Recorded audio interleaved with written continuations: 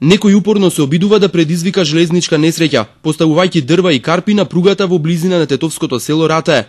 Изминативе неколку денови, возот кој се движел на релација Скопје-Кичево два пати удрил во слична пречка, поставена во близина на еден див премин на 2 километри од Ратае кон Тетово.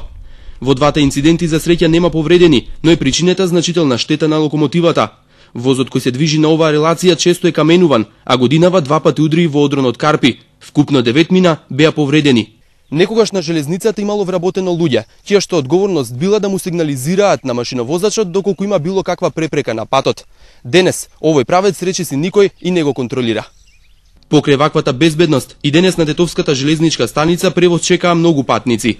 Па таму пошто под тунел се поминува, има планина и може да се случат одрони таму.